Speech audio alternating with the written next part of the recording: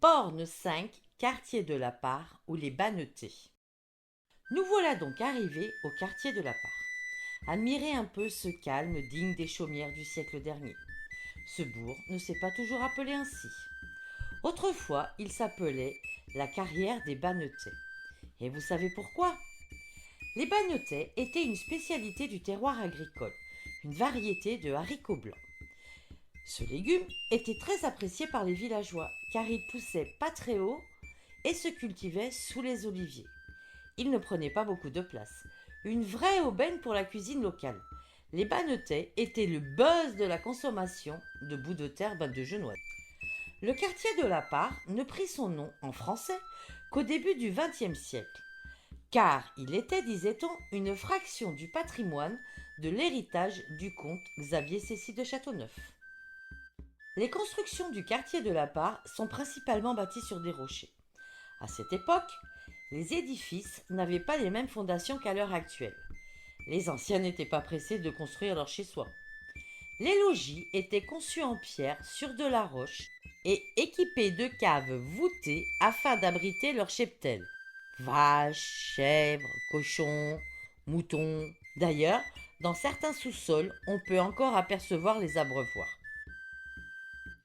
Il y avait bon nombre de champs agricoles où il se cultivait cerises, pommes, poires, mais pas de Scooby-Doo. Durant la saison d'été, les bambins passaient la majeure partie de leur temps à jougar des fora, en niçois, qui veut dire à jouer dehors. Et quand un petit creux se faisait sentir, ils ne rentraient pas à la maison se restaurer. Non, ils avaient tout à portée de main, dans la nature, comme dans un conte de fées. Ils faisaient du chapardage dans les jardins d'un parent ou d'un copain. À quatre pattes ou accroupis, ils partaient en expédition pour dérober du raisin, des poires, des pommes, sous les yeux des frelons qui leur tournaient autour. Ils avaient l'impression d'être des bandits, des héros, des brigands de grand chemin. Ils s'amusaient bien, avec insouciance et simplicité.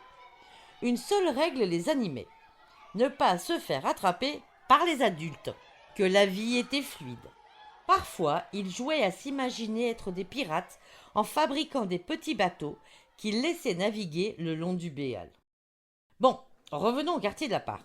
Sur la Hierre, la petite placette en français, avait lieu des bals, mais surtout la pause de 11 heures. Quoi, vous ne savez pas ce que c'est la pause de 11 heures?